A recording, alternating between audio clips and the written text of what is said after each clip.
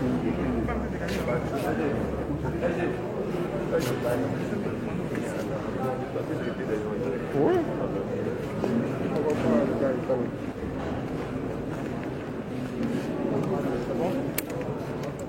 C'est ça qu'ils ont envoyé ici.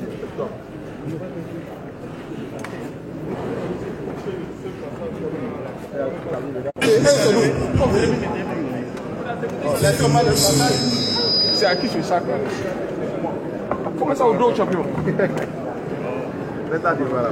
Pardon, je vais être nerveux matin là. Non, mais c'est pas ton sac là. Non, c'est pas moi. Regarde, mon ami, tu es dans mon chien, mais il doit passer, il doit quitter là, il doit passer. Mais pourquoi c'est là qu'il faut? Pourquoi passer? Il dit que tu es devant moi, tu es dans mon chien, tu es en direct. Et puis il n'est pas dit. Tu as jeté mon truc derrière. Non.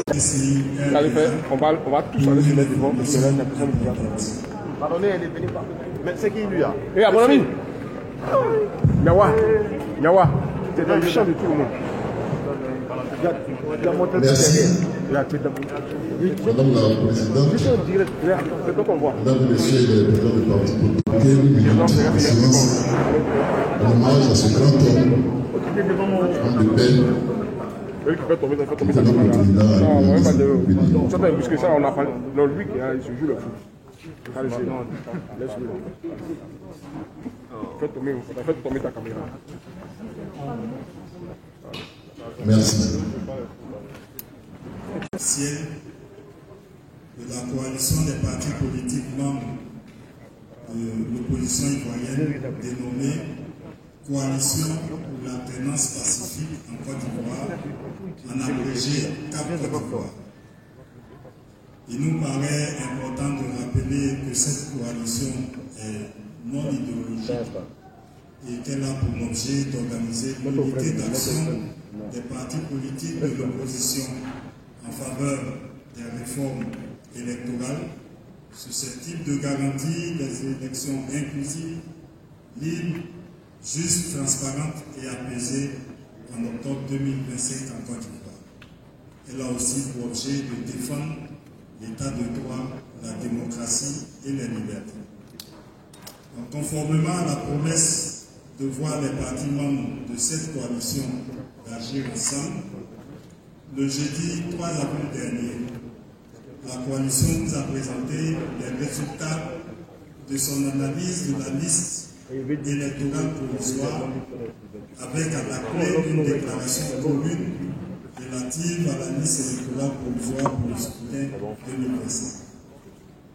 Le mardi de la semaine dernière, donc le mardi 29 avril, la porte-parole de la CAP Côte d'Ivoire déclarait au sortir d'une réunion de la conférence des présidents, et je cite, « Nous annonçons une série d'activités à commencer par une conférence de presse que nous organisons le 5 mai sur les questions actuelles liées toujours à l'organisation des élections et à tout le processus électoral, à tout le système électoral que nous voulons voir complètement transformé. » Fin de citation. Madame la présidente du MGC, porte-parole de la CAP Côte d'Ivoire, nous voici au 5 mai. Et je voudrais donc vous laisser la parole pour le propos liminaire, première étape de la conférence de presse qui nous réunit ce jour. Je vous remercie.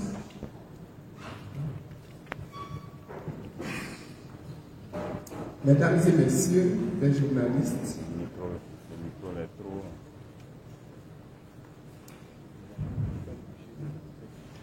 mesdames et messieurs les présidents des partis politiques, honorables invités, mesdames et messieurs,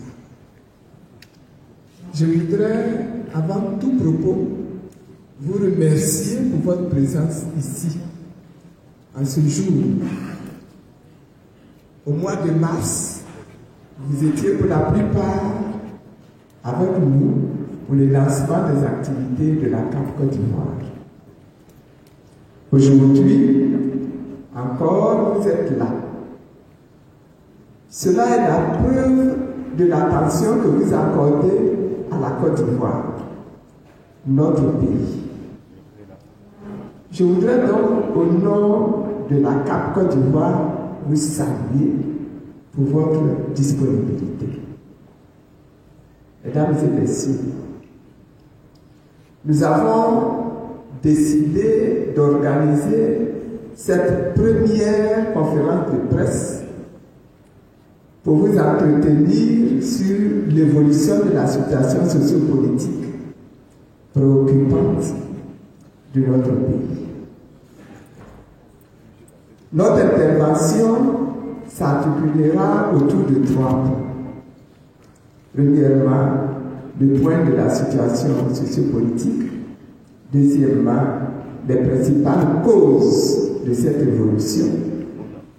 Et troisièmement, les conclusions et les recommandations de la CAP Côte d'Ivoire. Le point de la situation sociopolitique.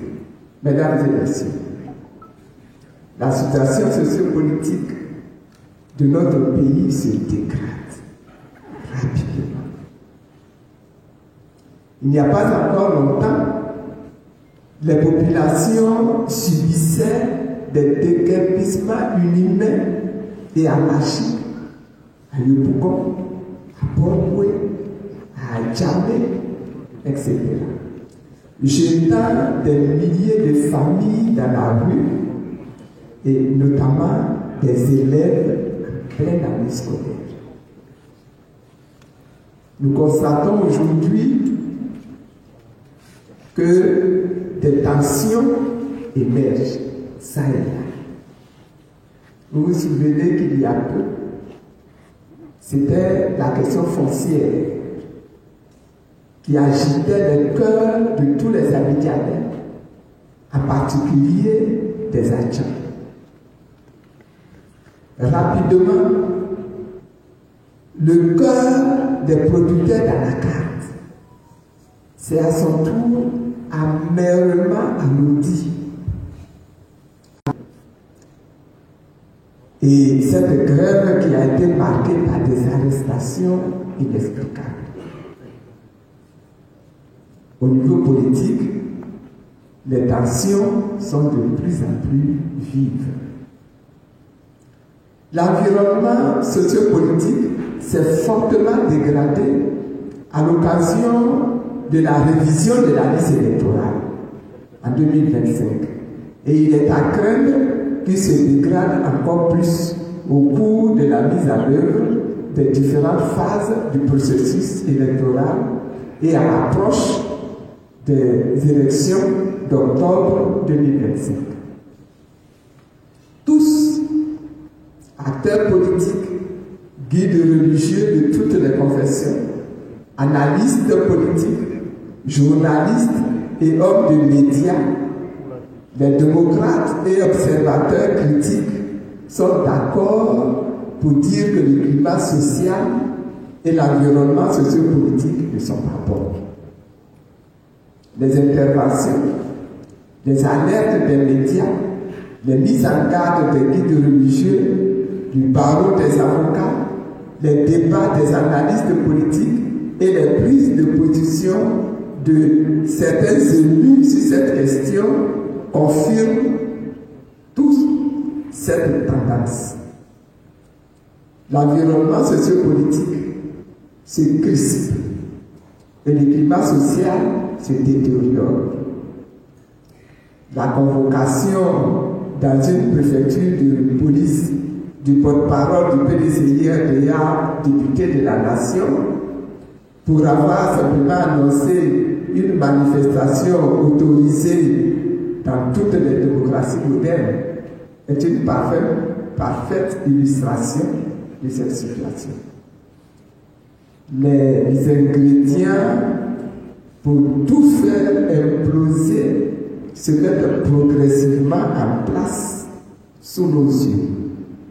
Il est bon de rappeler que les élections présidentielles, parce que nous refusons de voir la vérité en face, occasionnent des morts. En Côte d'Ivoire, depuis plusieurs décennies, les statistiques macabres sont malheureusement là pour nous interpeller. Officiellement, on a dénombré en 1995 30 morts. En 2000, 300 morts.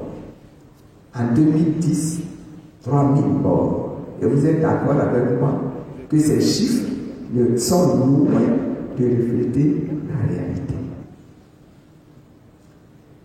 En 2020, 87 morts, de nombreux blessés, dans l'emprisonnement de plusieurs personnalités de l'opposition. En Côte d'Ivoire, ici, en 2020, on a même joué avec la tête d'une victime. On a joué au ballon avec la tête d'une victime. La CAP Côte d'Ivoire, dont l'un des principes est de recourir au dialogue pour la résolution des problèmes, souhaite que ce cycle de violence prenne fin. La CAP Côte d'Ivoire pense qu'il est temps d'agir en concertation avec tous les acteurs pour réinstaurer un climat de confiance et un environnement politique apaisé pour des élections sans violence cette année. En fin 2025, nous ne devons pas à nouveau avoir des morts à l'issue des élections. On ne doit plus tuer ou se faire tuer pour son opinion. On ne doit plus brutaliser ou se faire brutaliser pour son opinion.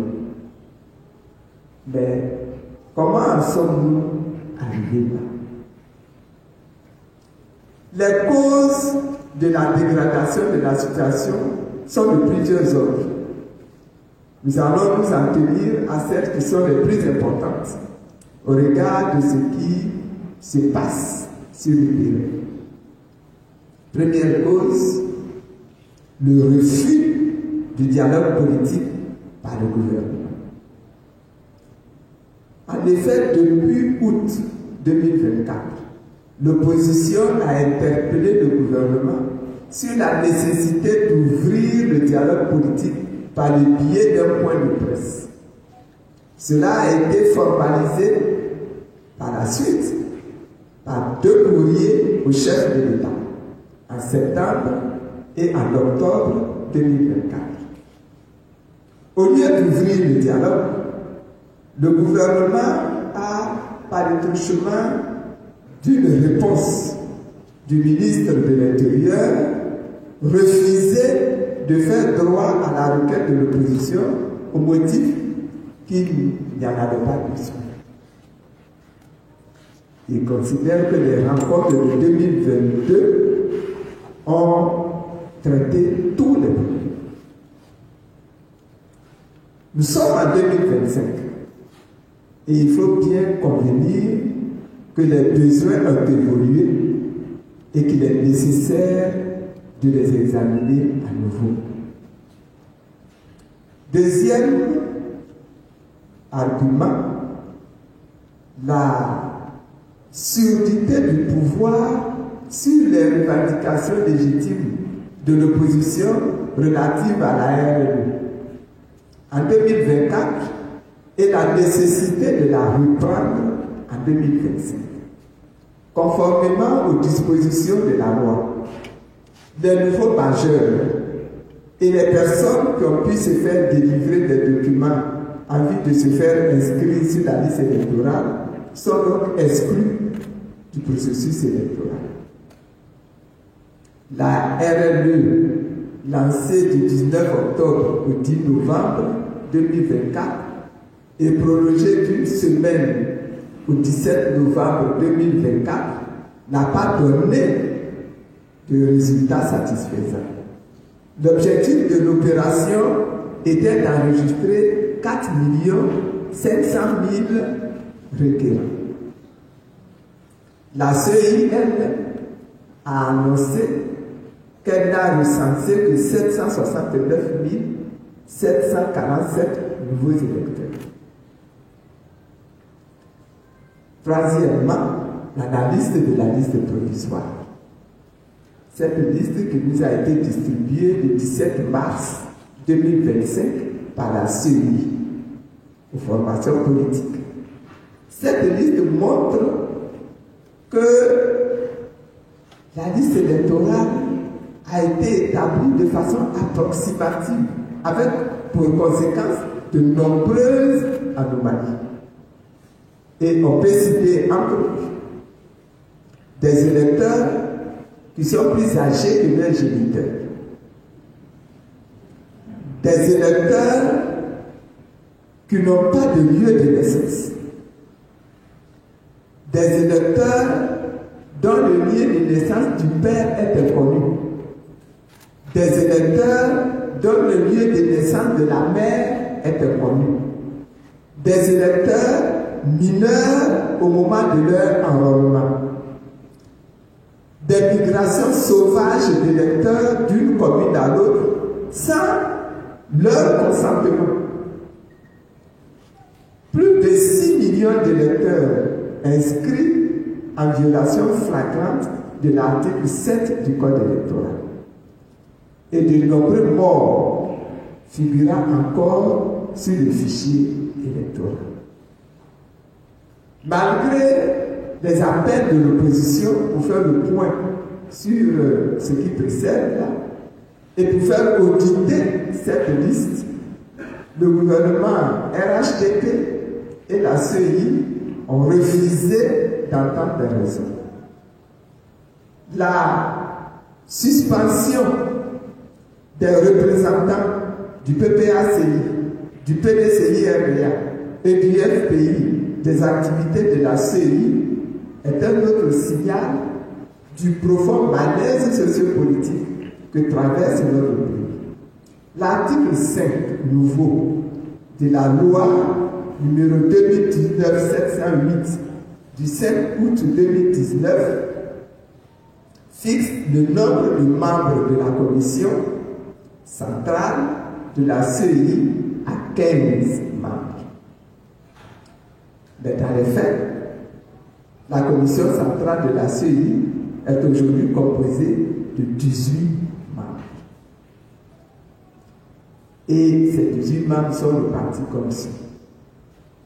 Une personnalité proposée par le président de la République, une personnalité proposée par le ministre chargé de l'administration du territoire, 6 personnalités issues de la société civile, dont un avocat proposé par le barreau, une personnalité proposée par le Conseil national des droits de l'homme et 4 personnalités proposées par les organisations de la société civile. Un magistrat proposé par le Conseil supérieur de la magistrature. 4 personnalités proposées par le parti ou groupement politique au pouvoir. Et 5 personnalités proposées par le parti ou groupement politique de l'opposition. Avec la suspension des activités de la CEI des 3 partis de l'opposition, PPACI, PDCI et FPI, ces structures se trouvent donc déséquilibrées. La commission centrale de la CEI, avant même la suspension des activités de la CEI, du PPACI, du PDCI et du FPI, était déjà dominée par le parti au pouvoir. Avec la récente suspension des activités de la CEI de ces 3 partis d'opposition, la commission centrale de la CEI est entièrement contrôlée par le parti au pouvoir. L'organe censé être l'arbitre impartial des élections n'est donc pas neutre. Les commissions électorales locales sont aussi sous l'emprise du pouvoir RHDP. En effet, sur 630 commissions électorales locales, 610 sont présidées par des militants du RHDP, parti au pouvoir. Cette CEI n'a donc plus de fondement légal et ne peut donc plus organiser d'élections légales et crédibles. Il s'agit en cinquième position, de l'élimination par des artifices juridiques peu dignes d'un état de droit de certaines personnalités fortes susceptibles de se porter candidat à 2025. Ainsi, le président Laurent Gbagbo, le Premier ministre Solo Kibafori Guillaume et le ministre Charles Blé Goudé ont été écartés. Et l'on tente maintenant d'éliminer le président Tidiane Thiam de la compétition. Sixième point, il s'agit enfin du projet d'un quatrième mandat que le RHDP veut, contre vents et marées, offrir à M. Alassane Ouattara, en violation flagrante des dispositions constitutionnelles de notre pays. Mesdames et messieurs, ce sont là les principales causes de la situation de tension et de la détérioration de l'environnement sociopolitique que nous vivons actuellement. Cette situation est réelle, palpable et alarmante. Tous les acteurs politiques responsables doivent le reconnaître. Le déni ne peut nous conduire loin et induire des conséquences imprévisibles. Quelles sont nos conclusions et nos recommandations?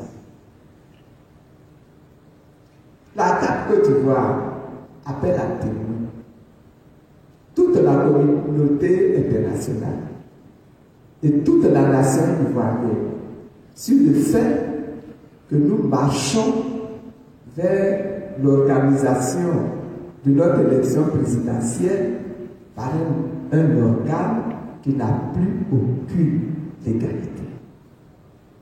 La CAP Côte d'Ivoire rappelle son attachement à la démocratie, au dialogue et à la conduite des élections sur la base de discussions consensuelles et sa volonté de trouver des solutions aux problèmes de notre pays par le dialogue. Elle demande au pouvoir et à tous ses démembrements d'œuvrer à la création d'un environnement politique et social apaisé pour un scrutin sans tension en 2025 et en conséquence de convoquer le dialogue politique avec les partis dans l'opposition et les organisations de la société civile. La CAP Côte d'Ivoire réitère l'impérieuse nécessité d'opérer des réformes minimales nécessaires pour des élections transparentes, inclusives et crédibles en 2025. Une dernière lettre de relance de la nécessité de ce dialogue vient d'être envoyée à nouveau au chef de l'État. La CAP Côte d'Ivoire exige l'organisation de la RNE en 2025, conformément aux dispositions du Code électoral. La dissolution de la CEI et la mise en place d'un autre organe véritablement indépendant, capable d'organiser des élections crédibles sans la présence de représentants des partis politiques en son sein. L'audit de la liste électorale. La réintégration du président Laurent Gbagbo, de l'ex-président de l'Assemblée nationale Solo Kibafori Guillaume et du ministre Charles Blé Goudé sur la liste électorale. Elle s'oppose à toute tentative de radiation de M. Tidiane Thiam, président du PDCI-RDA et président de la conférence des présidents de la CAP Côte d'Ivoire de la liste électorale. La CAP Côte d'Ivoire recommande la stricte application des dispositions de la Constitution qui exclut les candidats ayant fait 2 mandats. Et c'est le cas pour M. Alassane Ouattara. La CAP Côte d'Ivoire réclame fortement la convocation de dialogue politique dans notre pays, afin de faire aboutir ces revendications pour des élections inclusives, des élections sans violence. Et à ce titre-là, elle annonce à toute la nation l'organisation le 31 mai prochain d'un grand meeting à Abidjan.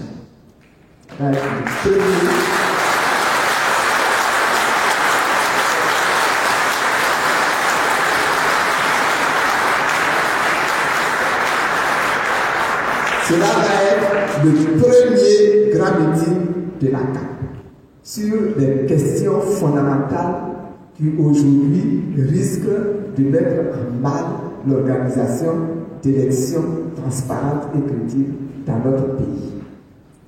Et c'est pour ça qu'elle annonce également que d'autres actions d'envergure vont être organisées après ce premier meeting qui va être un grand meeting. Les dates de ces autres actions seront précisées ultérieurement au fur et à mesure. La CAP Côte d'Ivoire entend faire usage de tout l'arsenal légal en utilisant tous les moyens démocratiques pour se faire entendre et exprimer la volonté populaire. Avant ce grand rassemblement, la CAP Côte d'Ivoire entend prendre toute l'opinion nationale et internationale à témoin à travers une tournée d'informations et d'échanges auprès des chancelleries, des groupes religieux, des chefferies traditionnelles, des organisations syndicales, etc. Elle va également organiser des mini-meetings dans des quartiers pour préparer ce grand meeting du 31 mai 2025. L'organisation de notre grand meeting a été confiée au président Blé Goudé,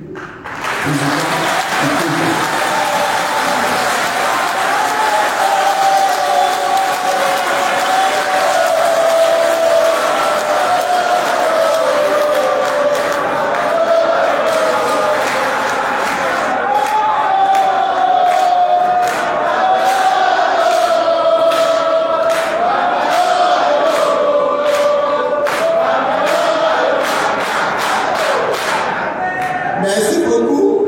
Je suppose que vous avez pris conscience du poids extrêmement historique et important qui pèse sur vos épaules.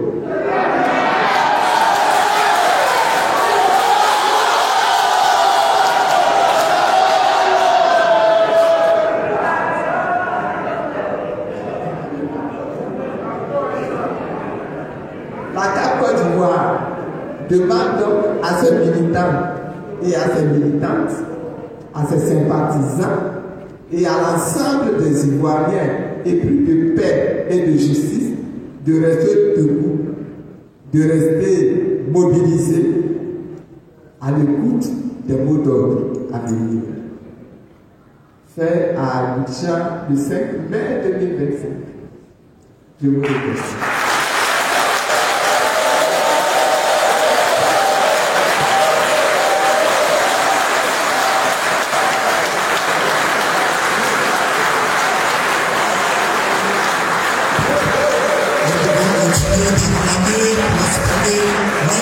à ces actions importantes. Merci, veuillez vous asseoir. On n'a pas été compris.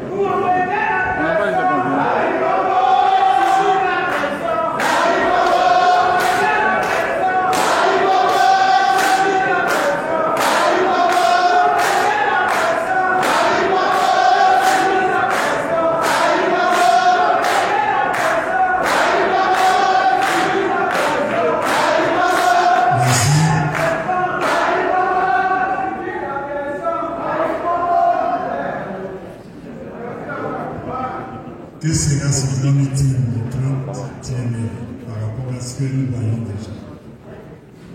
Chers amis de la presse, nous arrivons à l'étape où vous avez la possibilité de poser vos questions d'éclaircissement par rapport au message qui vient d'être porté par la porte-parole de la CAP Côte d'Ivoire. Le protocole se tient donc à votre disposition. Vous levez la main lorsque le micro vous est donné.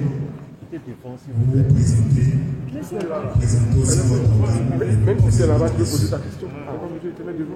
Non, quand le micro, tu te mets là, tu poses ta question.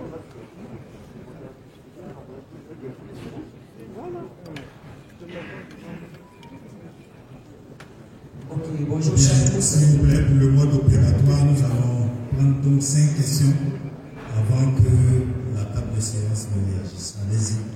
Ok, bonjour chers tous. Je me présente. Je suis Eco Diamant du média affairage.net. Donc ça fait,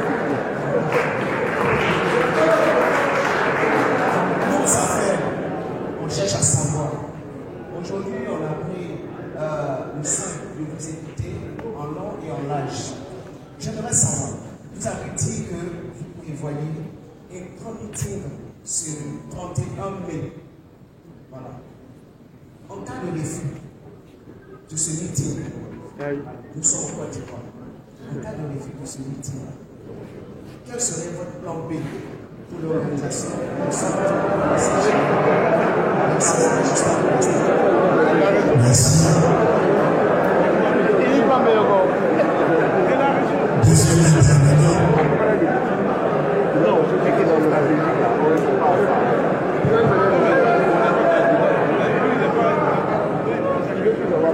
Nous écoutons donc le deuxième intervenant.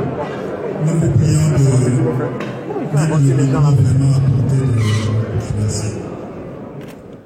Bien, merci, Madame la Présidente. Vous savez, la question comme sont les amis du quotidien La Nouvelle Alliance. Je disais donc que la question de la transparence des élections 2025 est ce qui suit l'actualité des dates d'aujourd'hui. En 2023, Madame, vous étiez abordée, vous avez exigé la refonte de la CENI. Les élections municipales et régionales qui devraient se tenir en cette année-là. Malheureusement, vous n'avez pas été entendu. Les Ivoiriens sont allés aux élections, on a vu les résultats catastrophiques et émaillés de fautes que tout le monde a dénoncé. Aujourd'hui, avant octobre 2025, vous reprenez le même combat. Et si vos adversaires, c'est-à-dire les organisateurs de ces élections, restaient sourds à votre cri de cœur, qu'allez-vous faire? Merci. Troisième intervenant.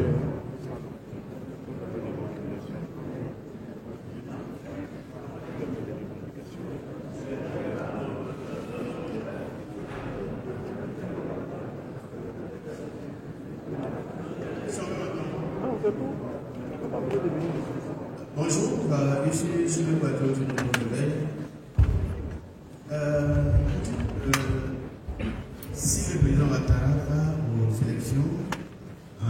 prochaine, si c'est en contradiction des dispositions constitutionnelles.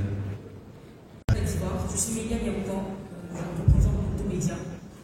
Alors ma question c'était de savoir, on a pu voir que dans les revendications depuis le début donc à Côte d'Ivoire, on a parmi les revendications la réintégration, donc la réinstitution de...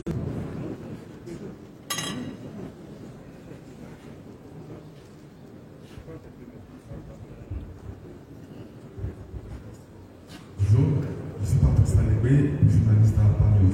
Je voudrais savoir où est-ce qu'il va se tenir le meeting donc, du 31 mai. On va savoir le lieu du meeting du 31 mai. Merci. Merci. Bien. S'il vous plaît, nous avons donc enregistré les 5 premières questions.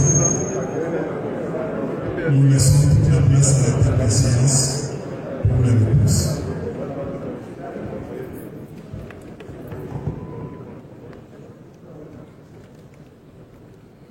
Merci beaucoup. Donc, nous avons enregistré les 5 premières questions. Quelle serait notre réaction en cas de refus du meeting? Le meeting, c'est une activité qui est autorisée par la loi. Donc, dans un régime, dans notre pays en tout cas, la Constitution autorise la tenue des meetings et même des meetings politiques. Tous les meetings ne sont pas de nature politique, mais la loi autorise la tenue des meetings et même des meetings politiques. Nous allons faire la demande et même les enfants régulièrement. Nous ne voyons aucune raison pour qu'ils refusent. Mais s'ils refusent, eh bien, nous traiterons à ce moment-là de ce qu'il faut faire pour obtenir que le meeting soit organisé et tenu. Je voudrais rappeler que la tenue de ces rassemblements-là ne fait pas l'objet de demande d'autorisation. C'est pas ce que la loi dit. La loi dit, vous déclarez que vous allez tenir votre organisation. Vous donnez les détails, vous demandez l'espace, bien sûr, parce que l'espace, c'est soit un espace géré par l'État, soit un espace géré par des privés. L'espace ne vous appartient pas. Vous faites la demande pour obtenir l'accès à l'espace. Mais vous n'avez pas à demander une autorisation de tenir votre meeting. C'est ça la réponse que je voudrais donner. C'est vrai qu'aujourd'hui, c'est très à la mode de parler du plan A, du plan B, du plan C, du plan D. C'est vrai. Mais nous espérons que notre plan A, qui est de tenir le meeting, nous allons pouvoir respecter ce plan A.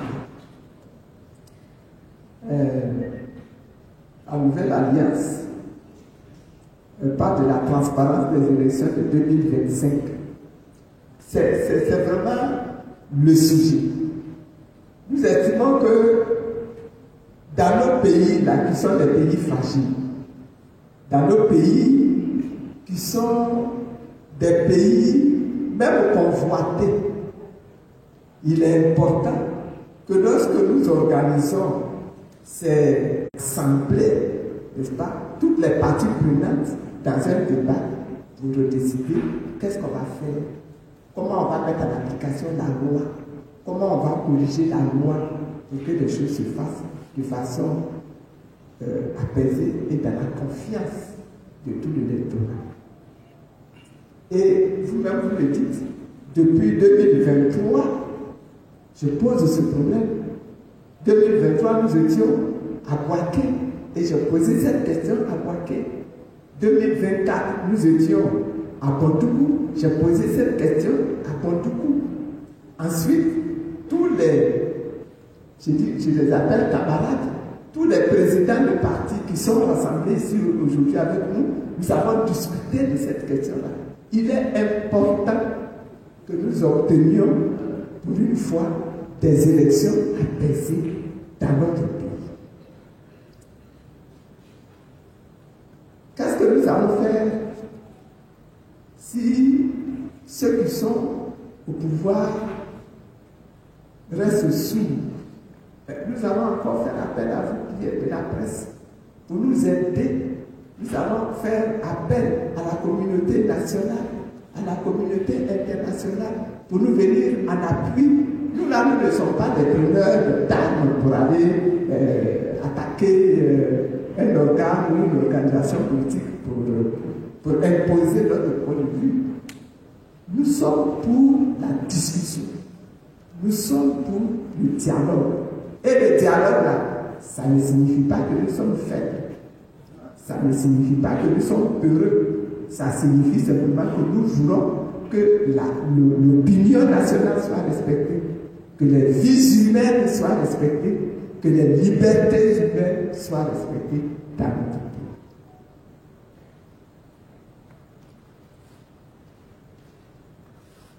pays. Et vous dites que nous avons posé le problème de l'élection de la candidature de M. Alassane Ouattara. Mais c'est une question que nous posons et que nous reposons. Dans notre pays, là, il y a la Constitution.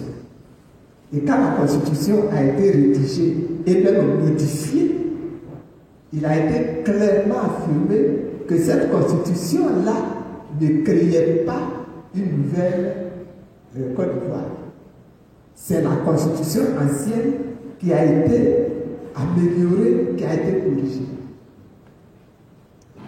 Et donc le fait de venir revendiquer cette nouvelle Constitution comme l'aptitude à présenter un nouveau mandat, ce n'est pas juste. Ce n'est pas juste et ce n'est pas correct. Il y a eu un passage en force en 2020. Ça a été un passage en force. Et c'est pour ça que nous disons, en 2020, il y a eu un passage en force. Nous ne souhaitons pas qu'en 2025, il y ait un nouveau passage en force. Vous dites, pourquoi est-ce qu'au moment où il y a eu l'examen de la RNE, nous n'avons pas soulevé la question? C'est deux choses différentes. Ce n'est pas parce que quelqu'un est sur une liste électorale, automatiquement la personne est éligible.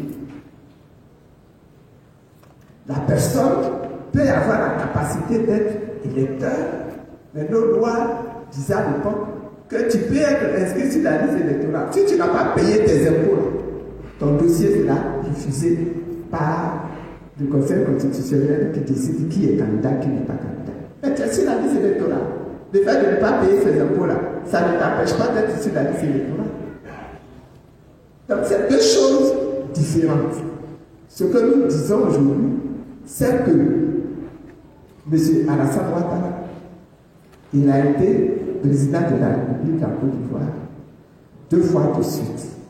La Constitution ivoirienne dit, au bout de 2 mandats, vous ne pouvez plus être candidat.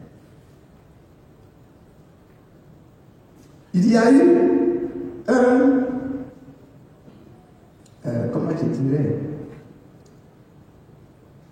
abus en 2020, un passage en force en 2020. Nous ne souhaitons pas de passage en force en 2025. Voilà ce que nous disons.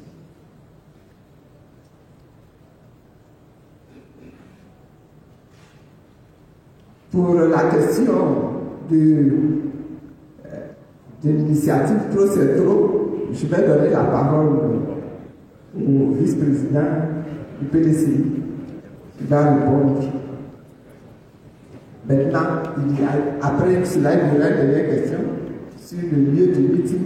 Je donnerai la parole au président député. Merci, Madame la Présidente. Donc, je suis Georges-Philippe Bézalé, vice-président du PDCI-RDA, également notre vice-coordonnateur des activités des vice-présidents du PDCI-RDA, notre coordonnateur et le ministre d'État à Bombay.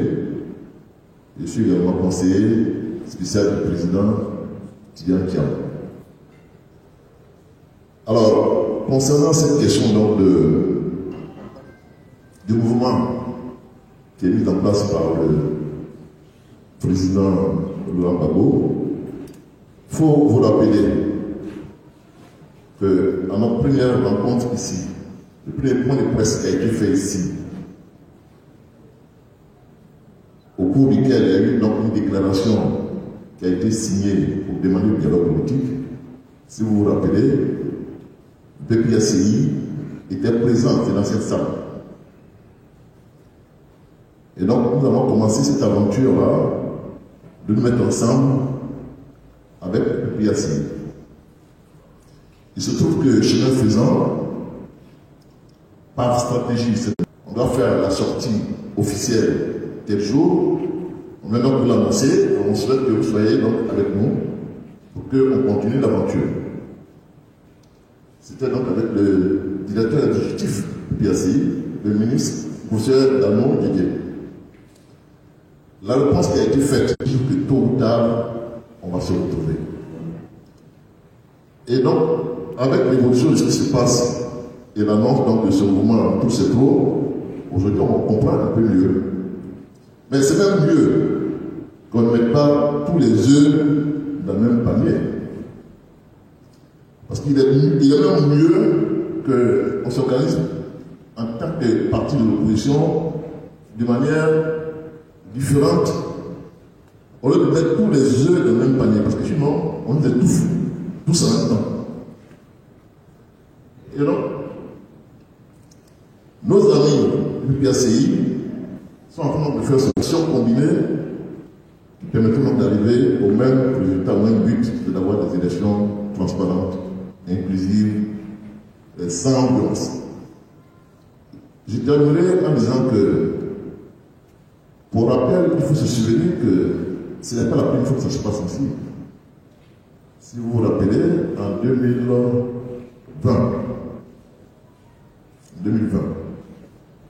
il y avait le PDC. Donc, je peux dire vraiment que on travaille pour la même chose et donc progressivement, on va se retrouver. D'un point de vue stratégique, c'est important. Voilà ce que je peux répondre.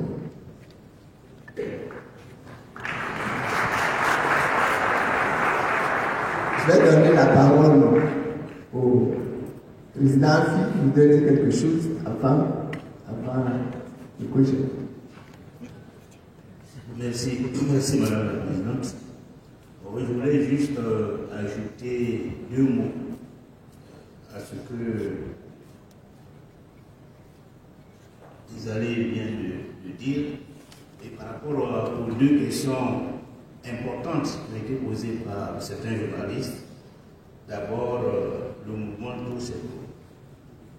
Mais Trop c'est trop là, on est déjà dedans. C'est pas une affaire de. C'est pas seulement une affaire de. On a commencé ça il y a longtemps. Et notre rencontre d'aujourd'hui, c'est parce que c'est trop, c'est trop. On ne peut pas regarder et si c'est Gbagbo qui a lancé le mot d'or, si c'est PPACI, si c'est ceci, c'est cela. C'est trop pour tous les Ivoiriens. Et donc, chaque fois qu'une organisation va lancer un mot d'ordre dans ce contexte, nous sommes tous concernés. Que ce soit le PDCI seul, le COGEP seul, LGCI seul, que ce soit dans le cadre de la CAP, nous sommes concernés. Parce que nous sommes tous conscients que trop c'est trop. Donc trop c'est trop là, c'est un mot d'ordre national.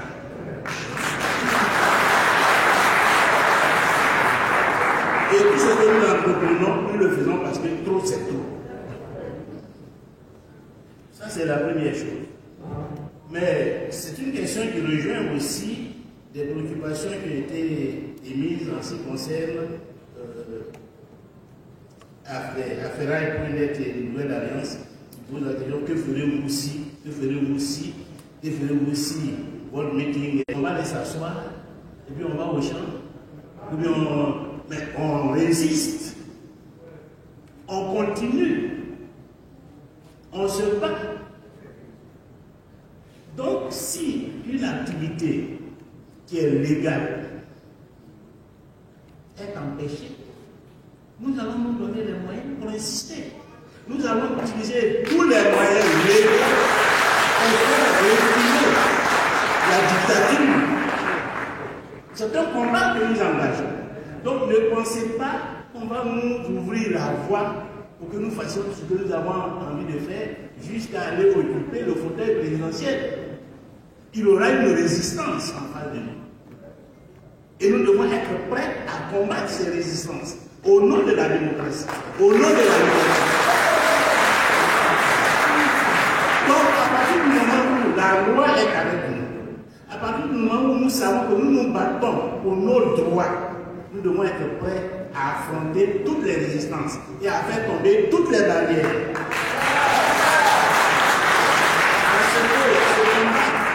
Nous l'inscrivons dans le cadre de l'élection, c'est le combat pour la démocratie, pour la liberté en Côte d'Ivoire. D'abord, le combat que nous devons mener pour que demain nos enfants n'aient plus à mener ce combat, n'aient plus à faire ce genre de réunions parce qu'on a exclu X ou Y de la liste électorale, parce qu'il y a une liste électorale qui est une fabrication de nos adversaires politiques, etc. etc.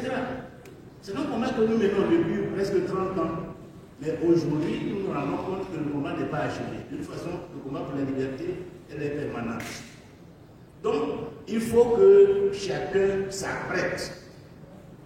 Ne pensez pas que le combat que nous allons mener là, si nous voulons atteindre l'objectif, que ce va être un combat facile, simple, nous aurons à affronter les difficultés. Et c'est nous, l'élite, la direction du mouvement, c'est nous que les Ivoiriens regardent. Parce que les Ivoiriens, les militants de base, ils sont prêts. Ils le démontrent chaque fois qu'on les appelle à des meetings. Mais est-ce que les leaders politiques là, ils sont prêts? Est-ce qu'ils sont prêts à libérer la Côte d'Ivoire? C'est de ça qu'il s'agit.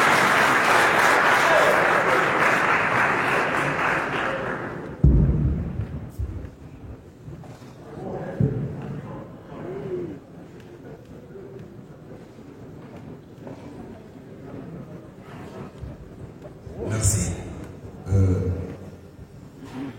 Apanews a posé la question relative au lieu du meeting.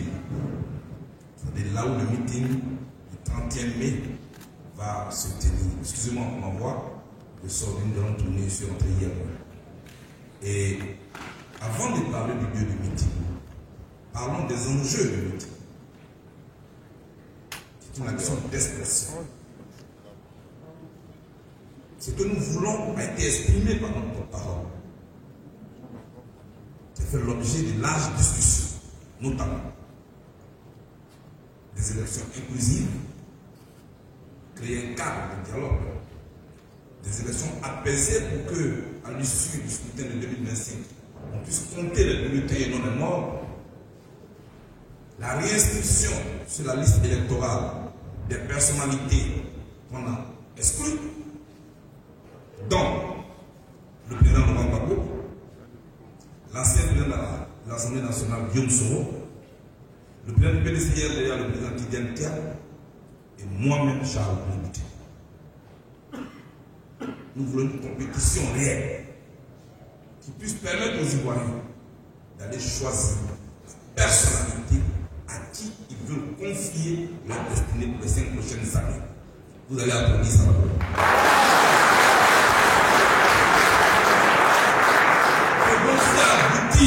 Ces revendications et ces meetings le 31 mai, que vous soyez PDCI-RDR, que vous soyez COGEP, que vous soyez MGC, FPI, URD, AIRD, tous les autres partis politiques, faisons tomber ce jour-là les barrières politiques. Soyons un pour notre nation, parce que là, il s'agit de la vie de la nation.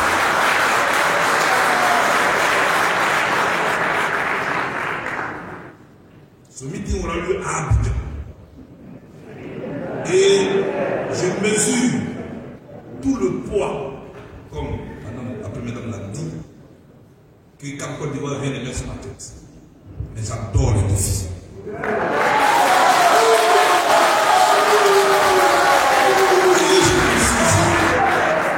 Dans les jours qui arrivent, nous allons préciser le lieu de ce meeting-là. Trouver à Abidjan un lieu qui va accueillir ce déferlement.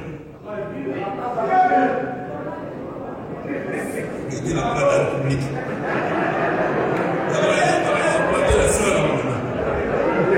Alors, nous allons trouver un lieu qui peut accueillir tout ce monde qui veut s'exprimer, qui veut se faire entendre et qui veut une élection paisible en temps.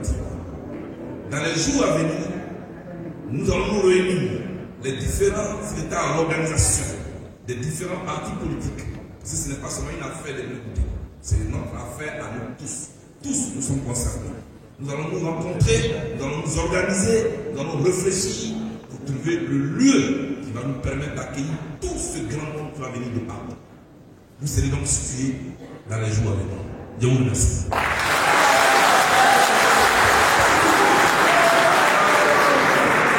Merci. Nous allons prendre à nouveau ces quelques éléments s'il y en a.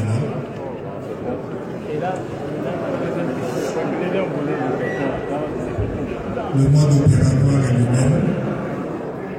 Vous vous présentez votre organe et vous posez votre question.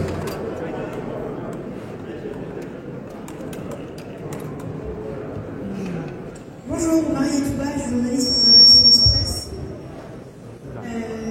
L'absence de Tidjane. Non, si elle va devant, c'est pas bon. Elle baffe là. La CAP Côte d'Ivoire, et est-ce que vous savez quand est-ce qu'il y a Merci.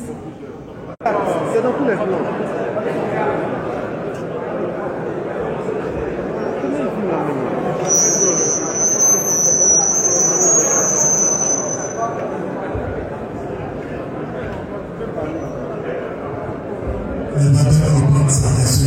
Bonjour, Marie Touba, journaliste pour l'Agence France Presse. Est-ce que l'absence de Tidjane d'un mois vous gêne, la CAP Côte d'Ivoire, et est-ce que vous savez quand est-ce qu'il viendra? Merci.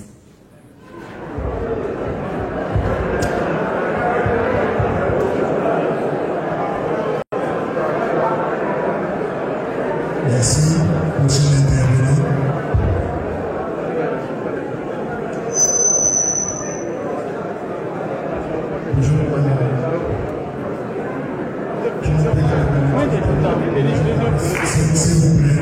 S'il vous plaît, est-ce qu'on peut obtenir un peu de silence dans la salle pour permettre à la table de séance d'entendre les questions? Allez-y. Ok, je m'appelle Tameriti Miteba, je viens de l'agence de presse Bloomberg. J'ai une question pour la coalition. Le parti PDCI aura un grand événement, un grand de conseil, une manifestation probablement le 8. Est-ce que la coalition compte de soutenir au cours de cette manifestation? Parce que la dernière fois, lorsque le porte-parole, le président du groupe parlementaire PDCI s'est prononcé sur la question, les gens, il y a des critiques qui ont dit qu'il n'y a pas eu de mobilisation. C'est pourquoi peut-être la manifestation a été reportée. Maintenant, puisqu'on entend que la coalition soutient vraiment la candidature présidentielle, qui soutient vraiment le parti PDCI, est-ce que la coalition sera présente le 8 pour soutenir le parti PDCI RDA pour le conseil qui aura lieu le 8? Merci. Merci. Troisième intervenant.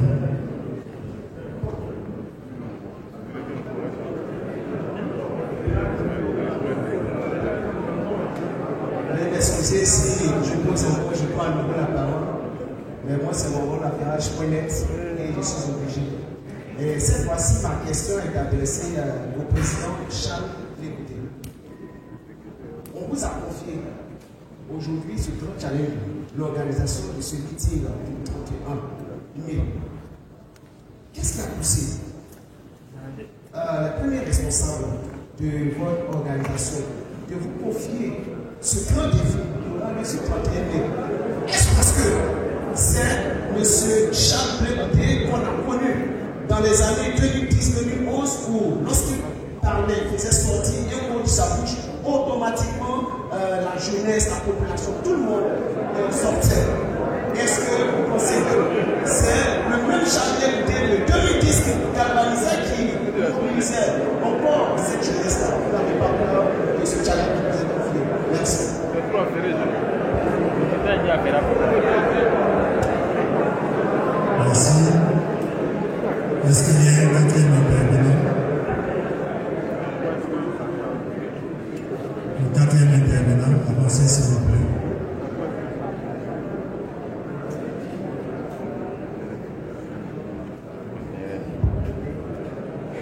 Bonjour à tous, je suis Abdelaziz Diallo, correspondant de RFI à Abidjan. Ma question est de savoir, vous demandez, Cap Côte d'Ivoire demande aujourd'hui une nouvelle RLE, demande également le renouvellement de la CEI, pardon.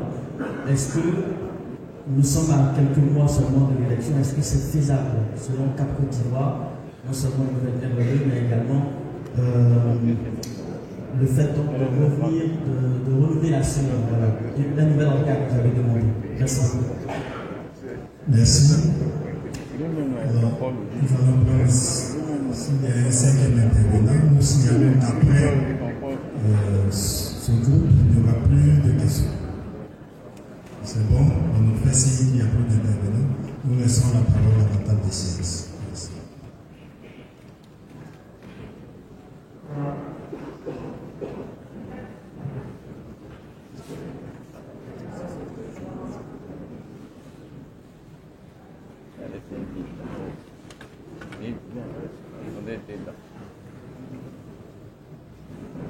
Je vais commencer à répondre à la question de l'AFP concernant l'absence de M. Tidiane Thiam, puis le VP, ils arrivent à terminer sur cette question-là. Au moment où nous avons constitué la CAP Côte d'Ivoire, nous avons réfléchi sur la direction de la CAP Côte d'Ivoire. Nous avons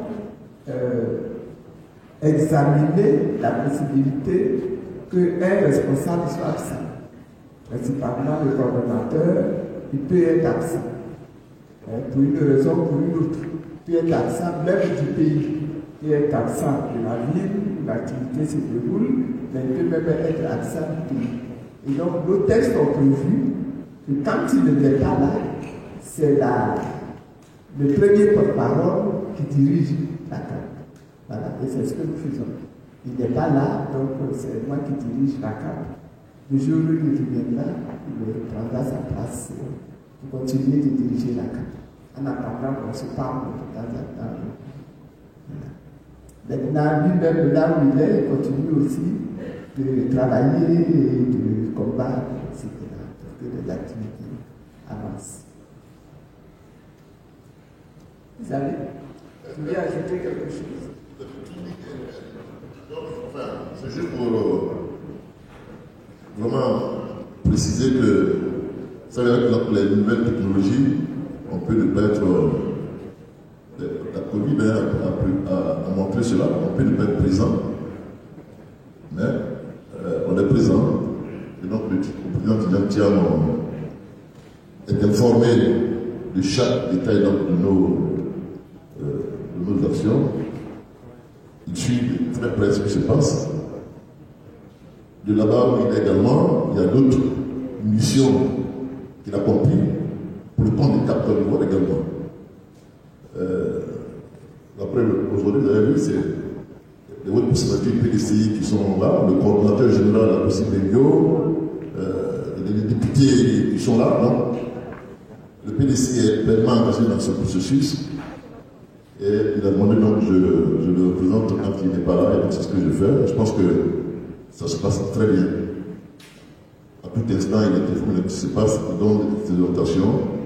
Comme l'a dit madame, c'est une organisation qui a été mise en place de manière collégiale, en disant, quand le coordonnateur n'est pas là, la première parole coordonne les activités.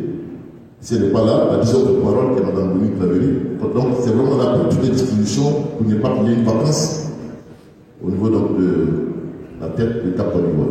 Donc, si je peux vous l'assurer. Merci. La deuxième question a été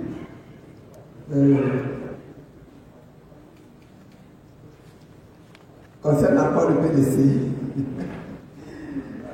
Le PDCI va faire une manifestation le 8.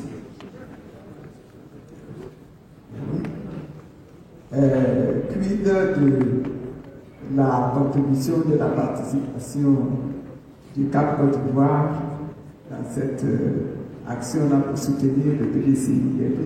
Nous sommes très attentifs à ce qui se fait, à ce qui se dit, à ce qui s'organise.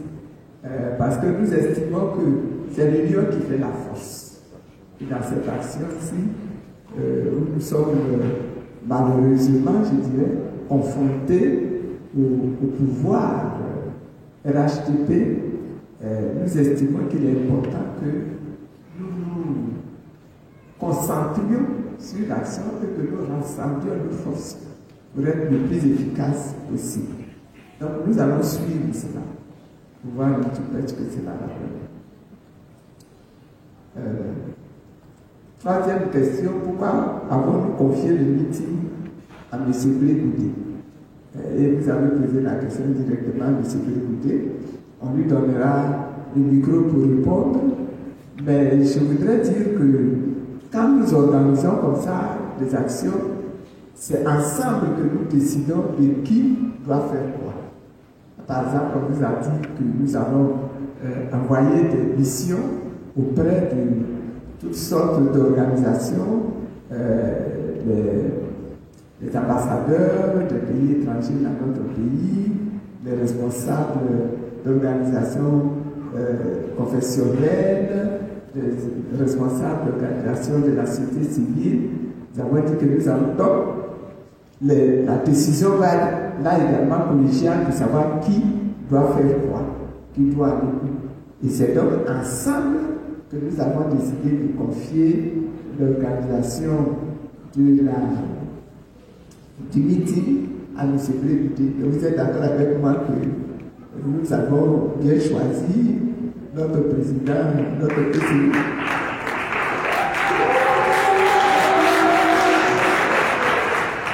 Il faut qu'à l'intérieur de la Côte d'Ivoire, nous exploitions, que nous mettions à contribution les capacités personnelles des responsables des individus qui y sont.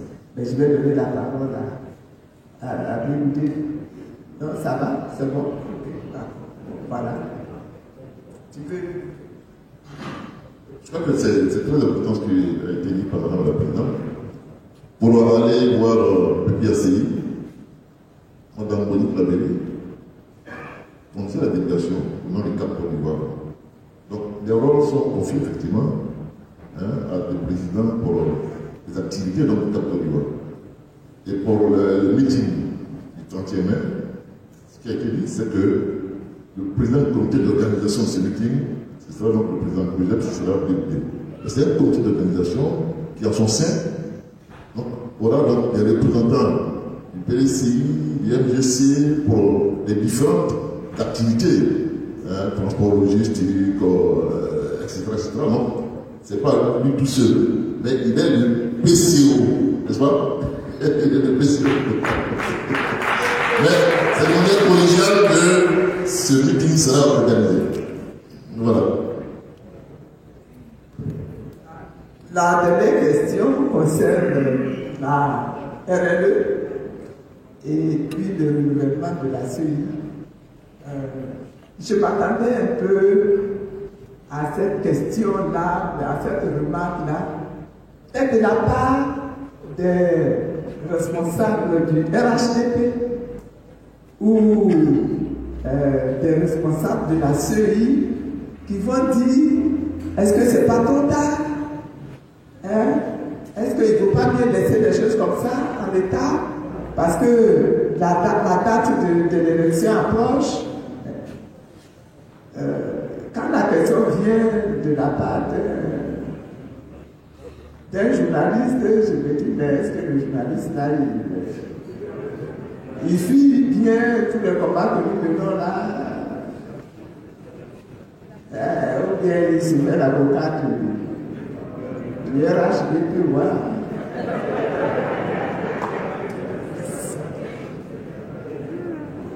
Je vous rappelle que cette question-là, nous l'avons soulevée depuis 2023 et que nous avons écrit au président de la République depuis 2024. Ils avaient le temps de prendre toutes les dispositions et donc l'argument de c'est trop tard, c'est un argument qui ne peut pas nous être opposé. Et je souhaite que les journalistes même plaident en notre faveur plutôt qu'à la faveur de des autorités et des responsables de la CEI avec de tels arguments. Si on veut faire des réformes, aujourd'hui encore, on peut s'asseoir, on peut discuter, on peut faire des réformes, et puis on peut organiser des élections propres et transparentes en octobre 2025. Voilà mon problème.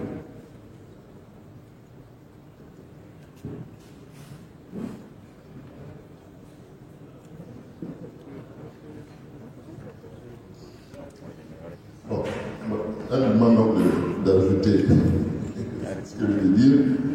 Vous savez, il faut aller en profondeur, comme aime le dire quelqu'un. Il faut aller en profondeur. Bon, et être factuel. C'est le document du gouvernement du recensement général de la population d'habitat qui dit, je cite, que la population de la nationalité ivoirienne âgée de 18 ans et plus est de 12 593 928. Et ça, c'était en 2021-2022. 12 millions. Population de santé ivoirienne âgée de 18 ans et plus. Donc, ça veut dire ceux qui doivent pouvoir aller voter. C'est l'État de votre pays, après le recensement de 2021. 12 millions, c'est ça. Aujourd'hui, ce même État constate qu'il n'y a que 8 millions sur la liste. Et donc, normalement, ça fait donc la responsabilité de l'État de tout faire pour qu'on ne laisse pas des Ivoiriens en dehors du processus électoral. Là, il y a près de 4 millions, peut-être même 5 millions aujourd'hui. Et fort heureusement, la dernière révision, on a eu un nombre assez important. Mais ce qui s'est passé, c'est qu'il y a des gens qui devaient avoir leur pièce. On leur a fait va, viens. Au moment où ils ont eu leur pièce, on dit abandonne, c'est terminé. Mais ces personnes-là ont leur pièce. Donc, puisqu'on demande pourquoi on veut exclure des Ivoiriens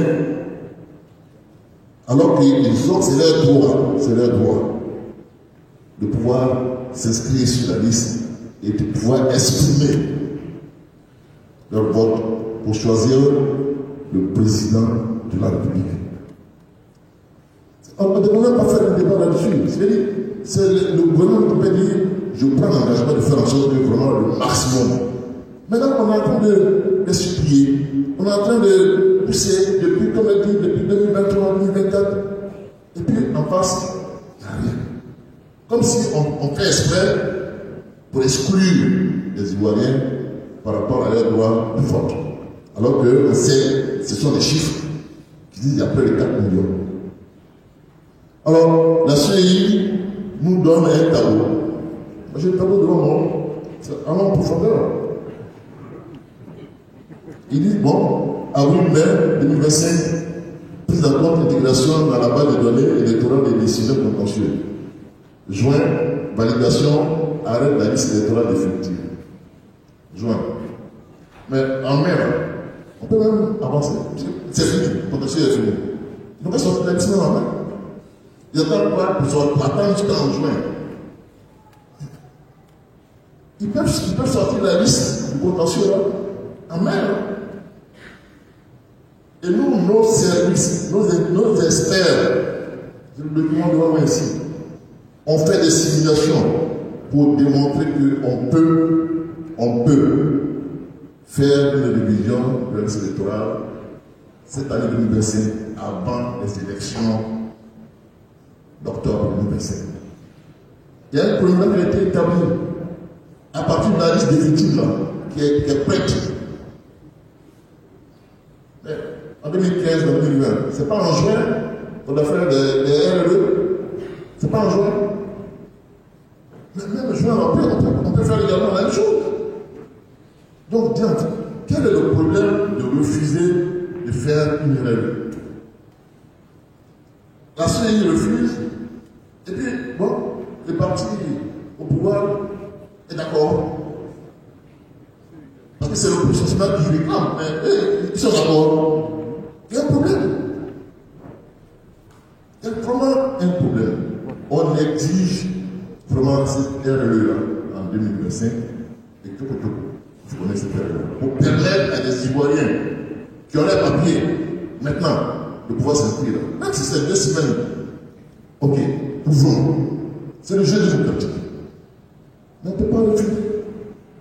Donc c'est ce que nous disons, nous. Faisons en sorte qu'il y ait donc une révision électorale en 2025 pour permettre à tous ceux qui ont eu le papier au dernier moment de pouvoir s'inscrire. Et même à de nouveau, il y a même de pouvoir le faire. C'est ça qui est demandé. Il n'y a pas de même chose. On veut des élections propres en 2025. Et puis, je vais terminer là-dessus. Dites-moi. On dit le président doit envoyer des pas sur la liste. C'est pas ça? On dit chaque comité n'est pas sur la liste. On veut un dialogue politique. Bon, donc, parce que c'est politique. Pourquoi on en discute? On espère qu'on va l'obtenir, n'est-ce pas? Mais ce n'est pas extraordinaire. C'était le cas. Une loi d'amnistie est prise, n'est-ce pas? Chef de Goudé a initié, Lambabo a initié, mais comment s'explique comment je suis avec cette loi? Si après une révision, elle est venue à 2025. Amnistie, ça veut dire, bon, on a enlevé tous les. Mais ils ne sont pas sur la liste. Ils ne sont pas sur la liste. Donc, on va donner l'impression que, bon, on a fait quelque chose pour que. Mais, en même temps, ils sont amnistiés, mais ils ne sont pas sur la liste. Donc, ça arrive au même problème. Donc, il faut que, en même temps qu'on prenne une disposition pour que les gens soient amnistiés. Il y a même un possible qui est là aussi, qui est devant moi, je le répète, ils sont amnistiés. Et puis, en même temps, on va leur permettre de pouvoir s'inscrire sur la liste pour pouvoir également aussi participer aux élections. C'est ce qu'on souhaite. Donc, la RLE, elle est absolument indispensable pour régler tous les problèmes que nous connaissons en ce moment. Voilà ce que je voulais.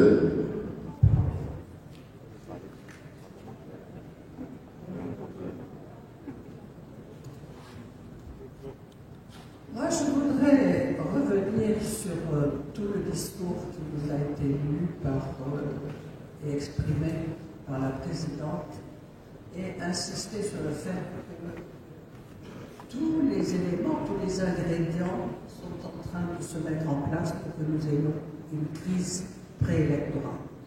Et le rôle que nous nous donnons à la CAPCI, c'est justement d'être les porte-parole de nos populations qui nous font savoir qu'elles ne veulent plus que le sang coule pour le choix d'une seule personne. Et c'est une responsabilité que nous avons et que nous tenons à tenir jusqu'au bout. C'est pour ça que nous élevons la voix et que nous interpellons le gouvernement pour lui dire « Voilà quelle est votre responsabilité, c'est de nous réunir. Nous sommes des Ivoiriens, nous pouvons parler tranquillement, sans avoir chacun un colt dans la main, nous pouvons parler de notre pays et essayer de trouver des solutions, même minimales, mais qui nous permettront de faire en sorte que le sang ne coule plus. » Tout à l'heure, ça a été rappelé, la tête du petit Kofi Toussaint qui a été prise pour un ballon de football. Mais c'est une tâche sur le drapeau de la Côte d'Ivoire, c'est une tâche collective que nous avons, que nous supportons et nous disons que nous ne pouvons plus accepter ce genre de choses. Donc nous interpellons le gouvernement. Une RLE peut se faire. La CIE, nous avons la CEI, nous avons tellement travaillé là-dessus en 2020. Tous les partis réunis, la CDRV dont vous parliez, tous les partis avec comment dirais-je, le FPI d'alors, etc. Tous nous avons travaillé ensemble sur l'organisation, les propositions à faire pour qu'une nouvelle, je vais pouvoir me dire, commission électorale puisse être formée avec la société civile. S'il y a une volonté politique, rien ne peut nous empêcher, dans des délais même très courts, nous sommes préparés. Et c'est ce rôle que nous voulons jouer au niveau de la CAPCI.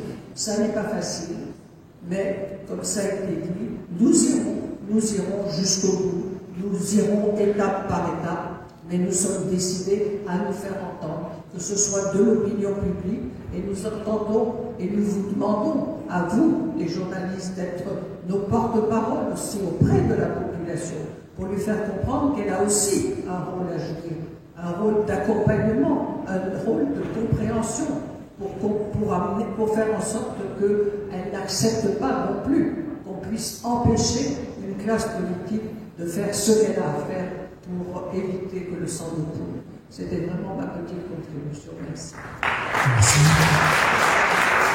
Nous passons la parole pour le mot de fin. Après son mot de fin, tous d'un commun accord, nous allons chanter l'hymne national pour confirmer notre attachement à la nation. Merci beaucoup. Je voudrais, à la fin de ces échanges-là, remercier encore toute la presse qui a fait le déplacement et qui est venue pour non seulement écouter, prendre note, comprendre nos positions, mais poser des questions pour encore mieux comprendre et mieux faire comprendre ces positions-là par tous les auditeurs et par tous les lecteurs. Merci beaucoup d'être venus en si grand nombre. Je voudrais, en finissant, lancer de nouveau un appel, non seulement à tous les militants de tous les partis membres de la CAP Côte d'Ivoire, mais à tous les Ivoiriens, pour le meeting qui va se tenir ici à Abidjan le 31 mai 2025. Les lieux précis vous seront communiqués rapidement, mais nous comptons sur votre mobilisation, sur votre venue en grand nombre pour échanger, n'est-ce pas, sur la place publique, je dirais, avec les responsables des partis membres de la CAP. Merci beaucoup et bon retour chacun chez soi. Que Dieu nous bénisse tous. Que Dieu nous bénisse. Je vais donner le temps et vous saurez la tendance que je vais imposer ayant été chef de cœur dans ma jeunesse. Salut au terme d'espérance, 2, 3. Salut au terme d'espérance.